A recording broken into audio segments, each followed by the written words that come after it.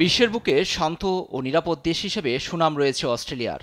বন্দুক হামলায় এবার অশান্ত দেশটি। ঘটনার সূত্রপাত ভিক্টোরিয়া রাজ্যের উত্তর পূর্বের পোরেপানকাহা শহরে। স্থানীয় সময় সোমবার বিকেলে এক ব্যক্তির সন্ধানে উইমবিল্লা এলাকার একটি বাড়িতে তল্লাশির জন্য যায় 4 পুলিশ। বাড়িতে প্রবেশের আগেই এলোপাতাড়ি গুলির মুখে পড়ে তারা। মাটিতে লুটিয়ে পড়েন গুলিবিদ্ধ 2 পুলিশ কর্মকর্তা। গুরুতর আহত হন আরও একজন।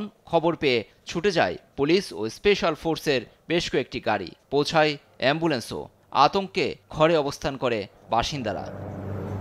নিহতদের একজন 59 বছর বয়সী গোয়েন্দা কর্মকর্তা, অন্যজন 35 বছর বয়সী জ্যেষ্ঠ কনস্টেবল। যা ঘটেছে তা বর্ণনা করার মতো নয়। কমিউনিটি ও পুলিশ ডিপার্টমেন্ট শোকাহত।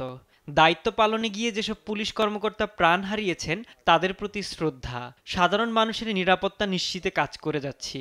হামলাকারীকে অবশ্যই আইনের আওতায় আনা হবে। হামলাকারীর পরিবারকেও খুঁজছে পুলিশ। হত্যাকাণ্ডে শোক ও নিন্দা জানিয়েছেন প্রধানমন্ত্রী অ্যান্থনি অ্যালবানিজ, বিরোধী দলীয় নেতা সুসান লেউ, ভিক্টোরিয়ার প্রিমিয়ার জ্যাকিন্টা অ্যালান ছাড়াও আরও অনেকেই।